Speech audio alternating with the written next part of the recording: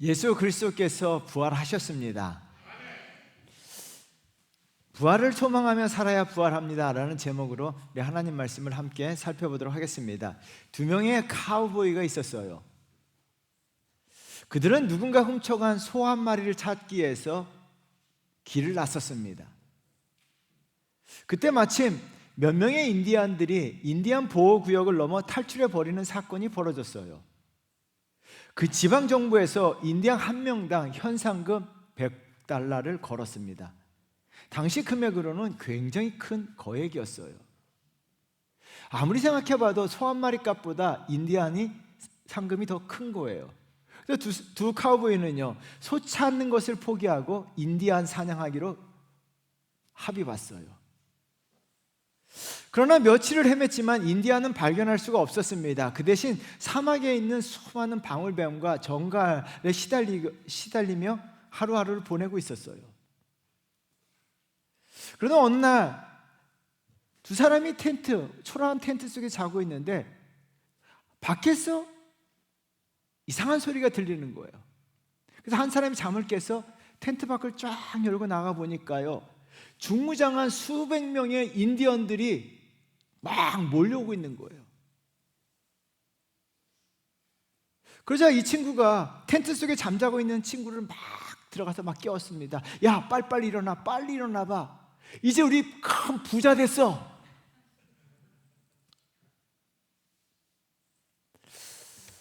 여러분, 많은 인디언들을 잡아서 부자가 되었을까요? 아니면 인디언들에 잡혀 죽었을까요?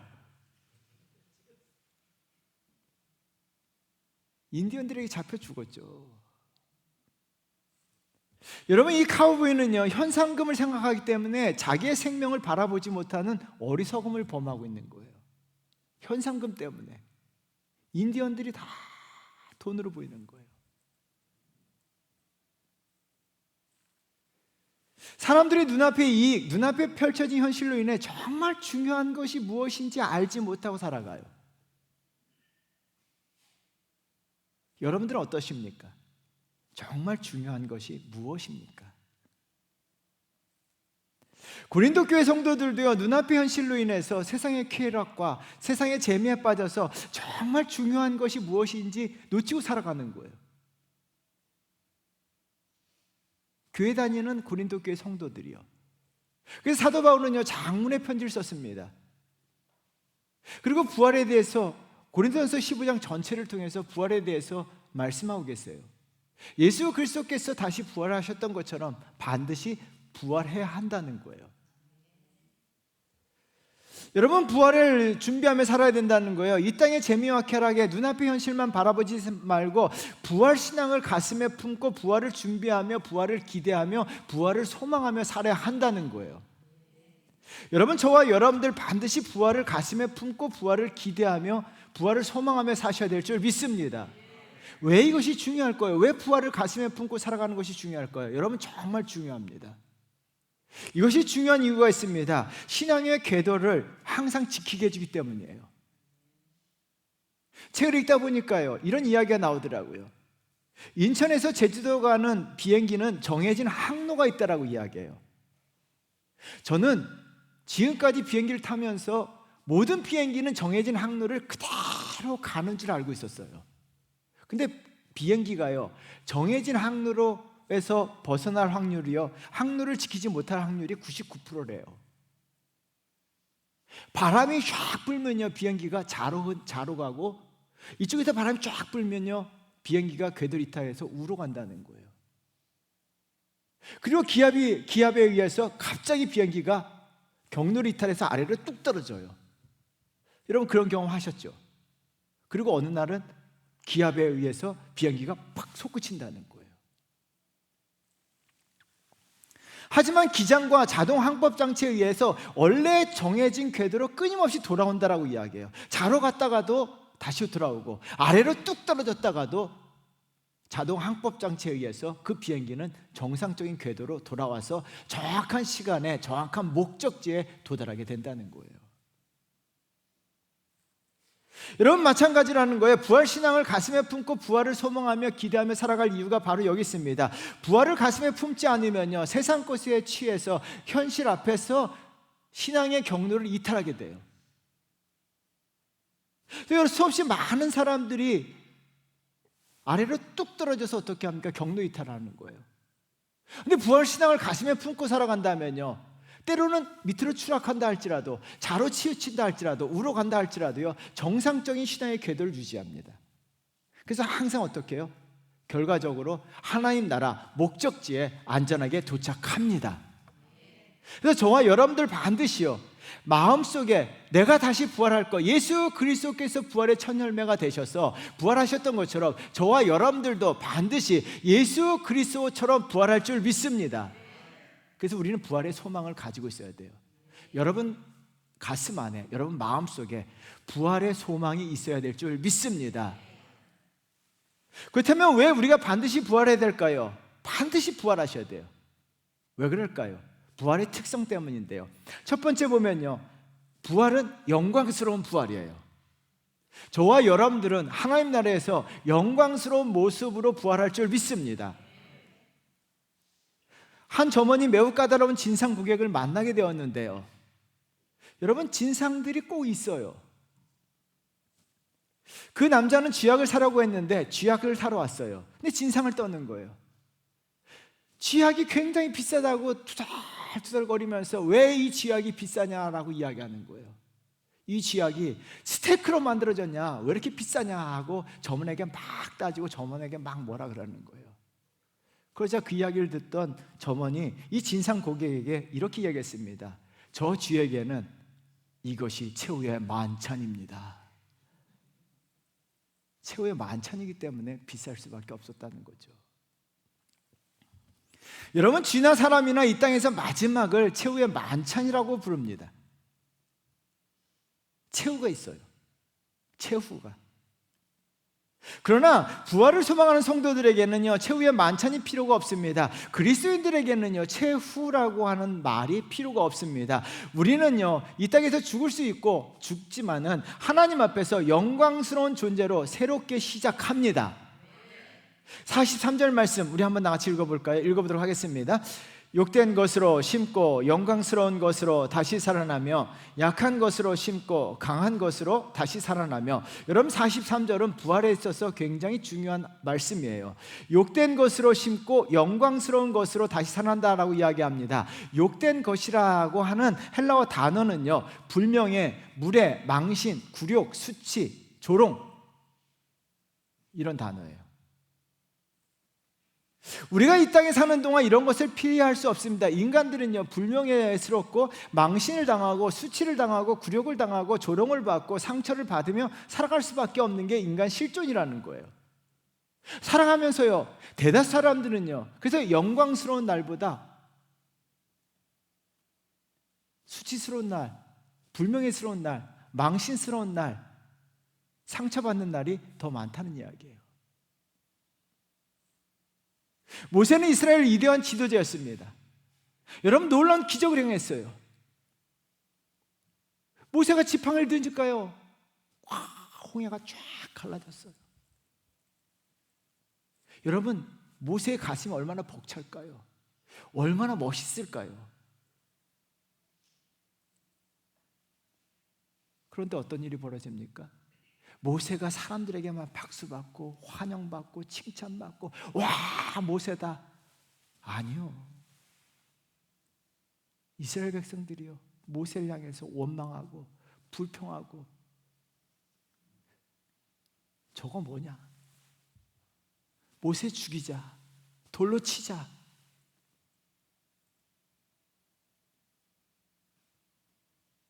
여러분, 모세가 이스라엘 백성들에게 잘못한 게 뭐냐는 거예요. 그럼에도 불구하고 이스라엘 백성들은 모세를 향해서 수치심을 주었고 조롱을 하고 비판하고 욕을 하고 죽이자고 아우성쳤어요. 여러분, 다윗도 마찬가지예요. 다윗도 왕이 되는 영광스러운 날이 있지만 영광보다 수치와 모멸감을 더 당했습니다. 사울 왕이요, 자기 사위임에도 불구하고 조롱하고 죽이자고 이야기했어요. 아들 압살롬이 아버지를 죽이겠다고 반역을 지시했어요. 여러분 얼마나 모멸감입니까? 유대 백성들이 다 알고 있는 사실이에요. 아들이 반역을 합니다. 다윗 왕은요, 아들을 피해서 도망가는데 시므이라는 사람이 신하들 앞에서 다윗하고 욕을 하면서 조롱하면서 돌을 던지고 침을 뱉고,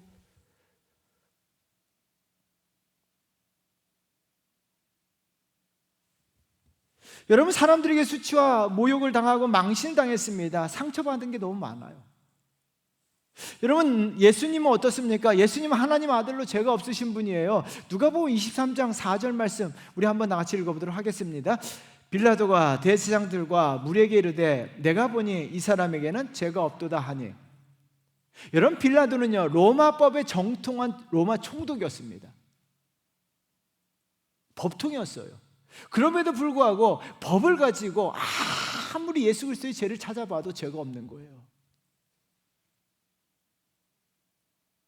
그럼에도 불구하고 예수 그리스도께서 이 땅에서 영광을 누리셨습니까? 사람들에게 오병이어의 기적을 행할 때는 사람들은 박수 쳐줬죠. 환호했죠. 호산나 이야기했죠. 그런데 어떻게 하죠? 예수 그리스도 십자가에 달리셨을 때 조롱하고 무시하고 심지어 예수님에게 침을 뱉었어요. 예수님을 때렸어요. 비웃었어요.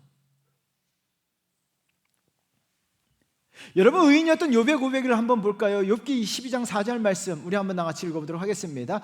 하나님께 불러 아뢰어 들으심을 입은 내가 이웃에게 웃음거리가 되리니 의롭고 온전한 자가 조롱거리가 되었구나. 여러분 욥은요 의롭고 온전한 자였습니다. 하나님 앞에 의로운 사람이 욥이었습니다. 그럼에도 불구하고 조롱거리가 되었고 웃음거리가 되었고 사람들이 욥을 비판하고 욥을 비난하고 욥을 조롱하였어요. 여러분 인간으로 사는 동안 어쩔 수 없습니다. 죄악된 인간들은요, 죄송하지만 죄악된 인간들은요 서로 비판하고 서로 상처 주고 비웃고 조롱하고 욕하며 살아가요. 여러분 우리가 하나님 앞에 여러분 한번 생각해 보세요. 여러분 한 번도 다른 사람 비판한 적 없습니까? 다른 사람 무시하거나 조롱한 적 없으십니까? 비웃은 적 없으십니까? 우리가 아주 은근슬쩍 비웃잖아요. 아니라고, 나는 아니라고 하는 분 한번 손 들어보세요. 우리는요 서로 상처를 주고 상처를 받는 사람이에요. 나는 상처 없이 조롱의 말을 해도요 상대방은 상처를 받아요. 그게 인간들의 삶이고 인간들의 실존이에요. 이 땅에 사는 동안요 우리가 죄를 지어서가 아니라 죄와 허물 때문이기도 하지만 죄가 없어도요 바르게 살려고 해도 예수 믿는 것 때문에도 세상 사람들에게 때로는 조롱을 받기도 하고 마음에 상처를 입기도 하고 무시당하기도 하고 모멸감을 느끼기도 합니다. 왜요? 우린 욕된 것으로 태어났기 때문이에요. 그래서 사도 바울이 이렇게 고백합니다. 제가 사도 고린도전서 4장 3절을요 굉장히 많이 묵상합니다. 우리 한번 크게 읽어볼까요? 여러분들도 이 말씀을 굉장히 소중히 여기셔야 돼요. 우리 한번 같이 읽어보겠습니다. 너희에게나 다른 사람에게 판단받는 것이 내게 매우 작은 일이라 나도 나를 판단하지 아니하노니 다른 사람에게 판단받는 것이 내게 매우 작다라고 이야기하는데 영어 성경은 very little이라고 이야기합니다. 아주 사소하게 여겼다는 거예요. 왜요? 사도 바울은요 가는 곳마다 비판받았어요. 조롱받았습니다. 멸시받았어요. 여러분 이것을 마음에 새기게 되니까 어떻게 합니까? 마음에 새기니까 마음이 너무 아픈 거예요. 힘든 거예요. 다 포기하고 싶은 거예요. 여러분 사람들이 하는 말 다 듣고 가슴에 잘 새겨보세요. 여러분 살 수가 없어요. 한 사람이 조롱하는 말 그 한마디 때문에 우리는 어떻게 합니까? 너무나 아파해요. 누가 나를 약간 무시해 보십시오. 그러면 참기 힘들어요. 그래서 어떻게 합니까? 신앙이고 뭐고 교회가 뭐고 다 필요가 없는 거예요. 사도 바울은요 매우 작은 일이라고 여겼다는 거예요. 먼지처럼 취급했다는 거예요. 여러분 먼지에 예민한 사람은 없습니다. 먼지 하나가 때문에 예민한 사람은 없다는 거예요. 먼지 취급했다는 거예요. 사람들의 말 먼지 취급해버렸다는 거예요. 후 하고 불어버린 거예요. 그러므로 말미암아 사도 바울에는 그 마음에 사람들의 말을 담지 않았다는 거예요. 왜요? 사도 바울은요, 사람들의 말을 담을 수가 없었습니다. 왜요? 그 안에는요, 예수 그리스도의 부활로 말미암아 자기 자신이 영광스러운 부활로 부활할 것을 마음에 담아 있기 때문에 사람들의 말이 그 속에 들어오지도 못하고 들어올 수도 없는 거예요. 왜요? 부활의 소망이 있었기 때문입니다. 사도 바울은요, 욕된 것에서 영광스러운 부활로 부활할 것을 믿고 있었습니다. 사랑하는 성도 여러분, 우리는 세상에 살다면서 욕된 것으로 살아갈 수밖에 없어요. 그러나 우리가 하나님 앞에 섰을 때는 이 욕된 것이 다 없어지게 되고 영광스러운 존재로 부활할 줄 믿습니다. 부활의 신앙이 없다면요, 이런 일이 벌어질 때마다 신앙의 궤도에서 이탈해 버려요. 그래서 어떻게 합니까? 비행기가 아래로 뚝 떨어지고 떨어졌던 것처럼 아예 신앙이 추락을 해요. 다시 돌아오지 못해요. 여러분, 우리가 믿음에서 이탈하게 되면 이 땅에서뿐만 아니라 이후의 삶에서도 수치를 당하게 돼요.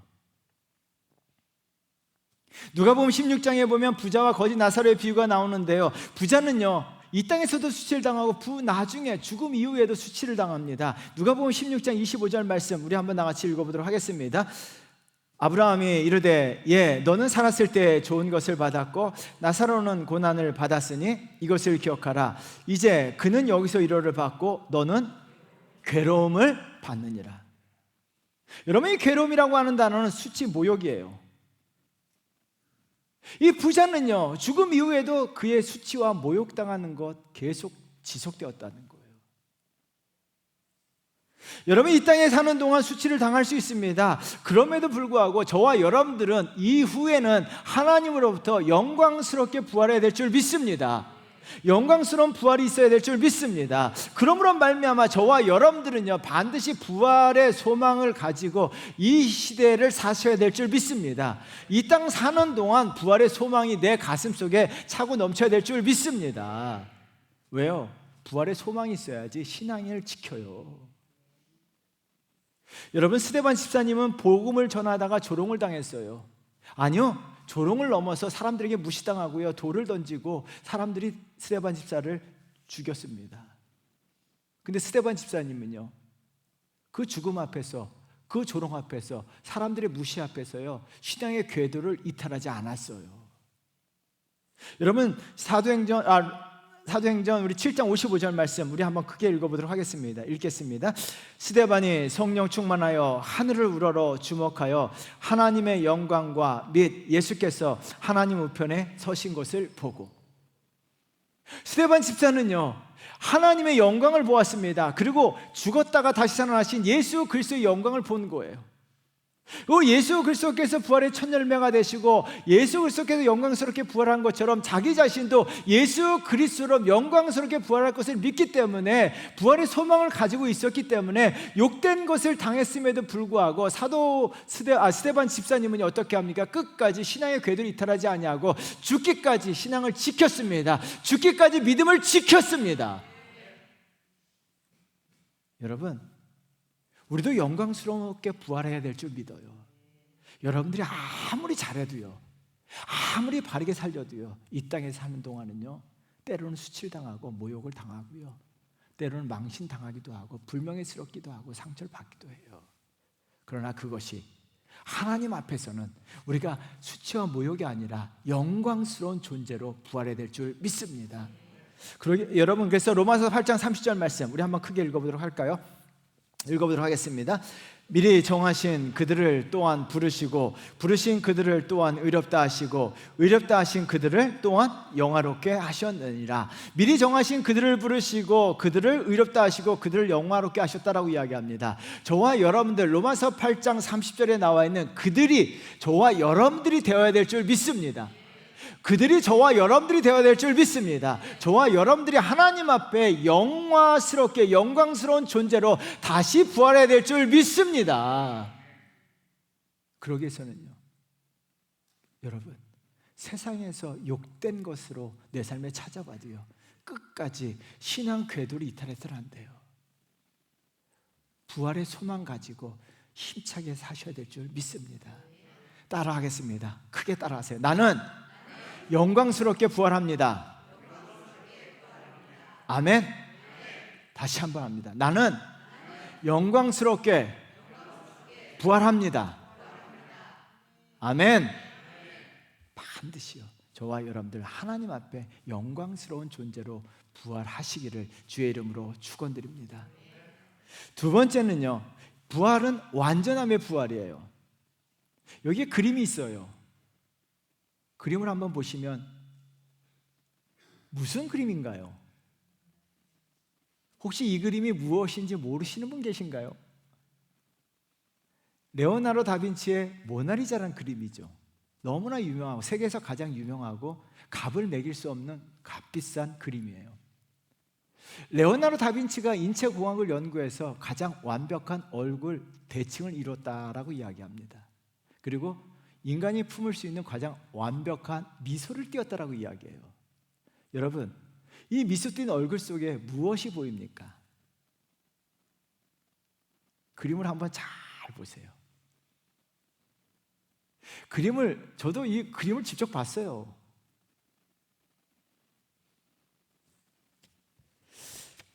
모나리자 미소를요, 심리학적으로 분석한 결과에 보니까 놀랄만한 결과가 나타나요. 이 미소 속에요, 행복감이 83%가 있고요, 싫어함 9%가 있고요, 두려움이 6%가 있고 화냄이 2%가 있다는 거예요. 여러분, 가장 완벽한 미소를 지었지만은 그 완벽하겠지만 그 완벽함 속에 화가 나는 것도 있고 두려움이 있다는 거예요. 그리고 싫어함도 있다는 거예요. 인간의 감정조차도 완전하지 못하고 완전하게 표현 못한다는 거예요. 감정조차도, 기쁨의 감정조차도 완벽하게 표현하지 못하는 게 인간이에요. 왜요? 인간이 불완전하는 거예요. 그래서 사람들이 막 웃어요. 근데 웃는 게 아니에요. 그 웃음 속에 완전한 기쁨의 웃음이 100%가 되지 않아요. 웃음 속에 슬픔이 있고, 웃음 속에 두려움이 있고, 웃음 속에 싫어함이 있고, 웃음 속에 분노가 있는 거예요. 여러분, 인간은요, 불완전한 존재입니다. 그 불완전하게 살아갈 수밖에 없고, 불완전할 수밖에 없고, 불완전 속에 살아갑니다. 사도 바울은요, 부활을 믿는 성도들은요, 불완전 속에서 완전함으로 다시 부활한다라고 말씀하고 계세요. 여러분, 저와 여러분들은 완전함으로 다시 부활할 줄 믿습니다. 그래서 43절 말씀이에요. 우리 한번 다 같이 읽어보도록 할까요? 읽어보도록 하겠습니다. 욕된 것으로 심고 영광스러운 것으로 다시 살아나며 약한 것으로 심고 강한 것으로 다시 살아나며. 여러분, 약한 것으로 심고 강한 것으로 다시 살아난다라고 이야기하는데요, 이 약한 것이라고 하는 헬라어 단어는요, 결핍, 부족함, 연약함, 불완전을 가리키는 단어예요. 그래서 인간은요, 두 가지 측면을 이야기하는데요, 인간은 두 가지 측면에서 나약하다는 거예요. 하나는요, 육체적으로 나약하다는 거예요. 인간은 육체적으로 결핍을 가지고 있어요. 완전한 사람이 없어요. 그래서 인간은요, 불완전한 육체를 갖고 있는데요, 그래서 인간은요, 죽음으로부터, 질병으로부터 자유한 사람이 없어요. 저는 깜짝 놀랐어요. 재벌도 병에 걸려요. 저는 재벌은 돈 많은 사람 병 안 걸릴 줄 알았어요. 좋은 것만 먹어서. 이건희 씨가 식물 상태에 있을 때 보니까 재벌도 무능력하구나. 어릴 때는요, 부자들은 안 죽는 줄 알았어요. 다 죽어요.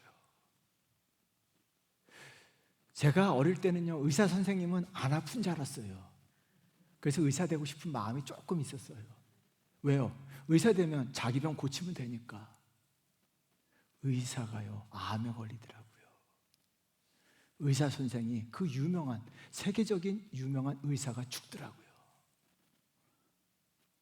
인간은요, 병에서 병 걸리고요, 인간은 죽을 수밖에 없는 존재예요. 또한요, 영적으로, 다른 의미는 영적으로, 도덕적으로, 심리적으로, 정신적으로 나약하다는 거예요. 영적 결핍이 있고요, 인간은요, 멘탈이 흔들릴 수밖에 없어요. 사도 바울이 영적으로 굉장히 뛰어났던 분이에요. 영적으로 강한 분이에요. 그런데 사도 바울이 로마서에 이렇게 고백해요. 우리 한번 나같이 읽어보겠습니다. 로마서 7장 24절 말씀 우리 한번 나같이 읽어봅니다. 오라 나는 공고한 사람이로다. 이 사망의 몸에서 누가 나를 건져내라. 여러분, 이 곤고하다고 단어는요, 가엾다, 불쌍하다, 열등하다, 비열하다. 나는 참 불쌍하다는 거예요.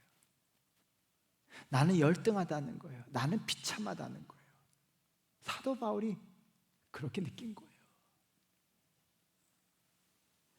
여러분, 사도 바울처럼 강단이 있는 믿음을 가진 분들도 영적 공감을 느꼈습니다.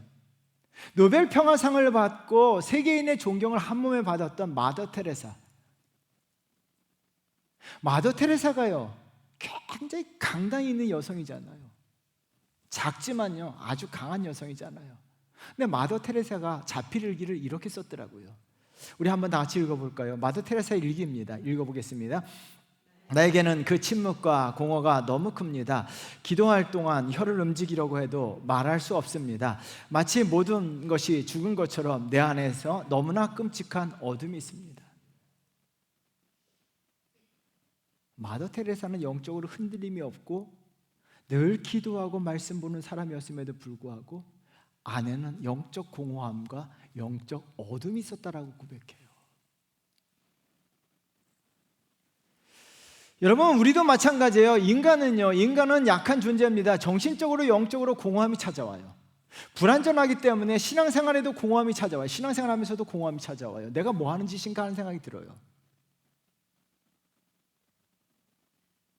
나이가 들수록요, 허전함과 공허함이 함께 찾아와요. 노인의학 전문의 루이스 에러슨이요, 나이듦에 대한 책을 썼는데요, 그 책에 이런 말이 나오더라고요. 우리 한번 다 같이 읽어보도록 할까요? 냉동식품을 전자레인지에 데워 저녁을 때우고 TV를 보려고 침실로 들어간다. 그리고 실망스럽게도 다음 날에도 살아서 눈을 뜬다. 저는 이 책을 읽고 굉장히 공감했어요. 저도 냉동식품을 전자레인지에 데워 먹고 책을 보다가 잠들 때가 많아요.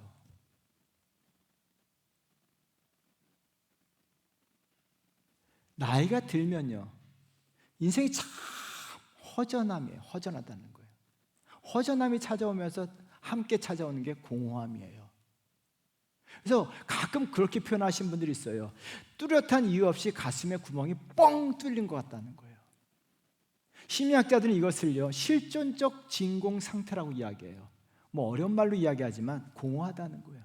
인생이 공허하다는 거예요. 허무하다는 거예요.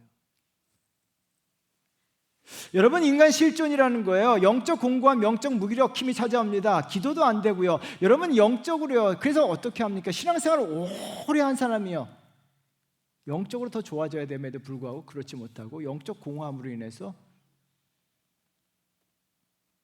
영적 허무함으로 인해서 오히려 무기력할 경우가 많이 생겨요. 여러분들 어떻습니까? 그래서 기도도 안 되고 예배 시간에 딴 생각이 들고 예배도 하나님 앞에 진정으로 못 드리는 거예요. 영적 공허함 때문에, 영적 무기력증 때문에. 여러분, 이 영적 무기력증, 영적 공허함이 계속되면요, 결국 어떻게 합니까? 믿음이 이탈하는 거예요. 왜? 신앙의 의미가 못 찾는 거예요. 공허한 거예요. 천국이 있는가?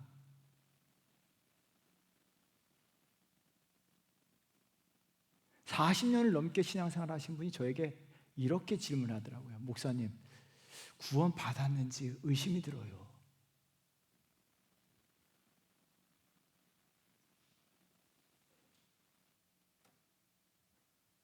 (40년을) 넘게 교회 다녔는데 구원에 대한 확신이 없는 거예요.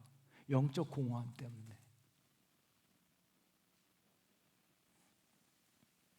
여러분, 그럴수록요, 그래서 우리는 어떻게 합니까? 영적 공허함이 들지 않도록 하기 위해서 부활의 신앙으로 영적 가슴에 구멍 뚫린 것을 메우셔야 돼요. 부활의 신앙을 내 가슴에 채우셔야 합니다. 기도가 안 될 때 나는 부활한다, 나는 완전함으로 부활한다, 나는 영광스럽게 부활한다 외치셔야 합니다. 따라합니다. 나는 부활한다. 나는 부활한다. 나는 영광스럽게 부활한다. 나는 완전함으로 부활한다. 예, 지금은요 연약함으로 인해서 의심이 들지만 우리가 부활의 신앙으로 내 영적 공허함을 채우셔야 돼요. 왜요? 그렇지 않으면 신앙에서 이탈해요. 가장 억울한 사람이 누군지 아십니까? 40년 50년 예수 믿다가 포기한 사람들.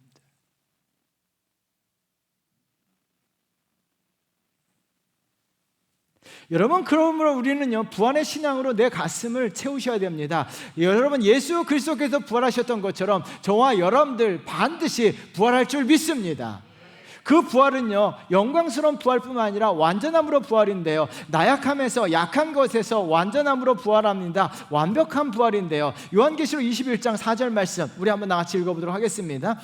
모든 눈물을 그 눈에서 닦아주시니 다시는 사망이 없고 애통하는 것이나 곡하는 것이나 아픈 것이 다시 있지 아니하리니 처음 것들이 다 지나갔음이로라.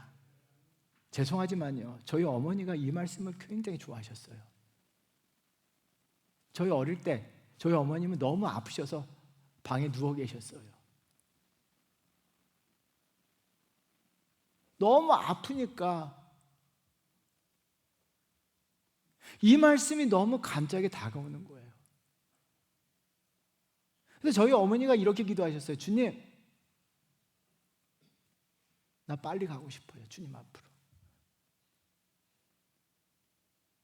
너무 살아가는 게 힘드니까요. 이 말씀을 너무 묵상하셨어요. 눈물도 없고 아픔도 없다는 거예요. 아픔이 없다는 거예요. 여러분, 완벽한 상태, 공허함도 없고 허전함도 없고 무기력함도 없고 영적으로 죄를 수 없는 완전한 존재로 다시 태어난다는 거예요. 그날에는요 우리가 하늘 위에 속한 영상으로 땅에 속한 이의 영상은, 땅에 속한 이의 형상은요 무기력합니다. 무능력합니다. 공허함이 찾아오고요, 허무함이 찾아와요. 허전함이 찾아와요. 때로는요 너무 힘들어요. 무기력합니다. 육체적으로 무기력하고요, 영적으로 무기력하고요. 내가 어떻게 할 수가 없습니다. 육체 몸도 망가지고요, 정신도 멘탈도 무너지고요, 영적으로 다 무너질 때가 있어요. 그런데요 하나님 앞에 섰을 때는요 이런 모든 것들이 완벽하게 회복됩니다. 그래서 48절 말씀 우리 한번 다 같이 읽어볼까요? 48절 읽어보겠습니다. 무릇 흙에 속한 자들은 저 흙에 속한 자와 같고 무릇 하늘에 속한 자들은 저 하늘에 속한 이와 같으니라. 여러분, 흙에 속한 자들은요 흙에 속한 자들로 남을 수밖에 없지만 저와 여러분들은요 하늘에 속한 자의 형상을 입고 하늘에 속한 자가 되어야 될 줄 믿습니다. 우리는 하늘에 속한 자가 되어야 될 줄 믿습니다. 하늘에 속한 자는요 완벽한 존재예요. 완벽함으로 더 이상 나약한 존재가 아닙니다. 하나님 앞에 완벽한 존재, 하늘의 형상을 입은 완벽한 존재로 우리가 다시 부활할 줄 믿습니다. 그래서 우리는 부활의 소망을 가지고 사셔야 돼요. 예수 그리스도께서 부활하셨기 때문에 부활은 다시 일어납니다. 예수 그리스도께서 부활하셨기 때문에 저와 여러분들 다시 부활합니다. 부활의 소망을 가지고 사셔야 돼요. 여러분, 현실 속에 살다 보면요 인디안처럼요, 카우보이처럼요 눈앞에 정말 중요한 것을 잃어버리고 살아가요. 여러분 가슴을 활짝 열었을 때 언제나 부활이라고 하는 두 글자가 내 가슴 속에 새겨져 있어야 돼요. 예수 그리스도께서 부활하셨던 것처럼 저와 여러분들 예수 그리스도처럼 하늘에 속한 이의 형상과 같이 하늘에 속한 이로 다시 부활합니다. 그래서 우리는 어떻게 합니까? 그 형상은요 영광스럽고 완전함이에요. 이 땅에서는요 우리가 살다 보면요 수치당하고 상처를 받고 아파하고 힘들어하고 멘탈이 흔들리고 영적으로 무기력함하지만 하나님 앞에서는요 우리가 하나님 앞에서 하나님 나라에서는 박수받고 칭찬받고 인정받고 면류관받고 또한 하나님 앞에 완전한 존재로 다시 부활합니다. 이런 성도 되셔야 될 줄 믿습니다. 따라하겠습니다. 나는 영광스러운 존재로 다시 부활할 줄 믿습니다. 나는 완전한 존재로 다시 부활할 줄 믿습니다. 나는 부활을 믿습니다. 나는 부활을 믿습니다. 나는 부활을 믿습니다. 부활의 소망대 가지고 살아가시는 성도 되시기를 주의 이름으로 축원드립니다. 기도하겠습니다.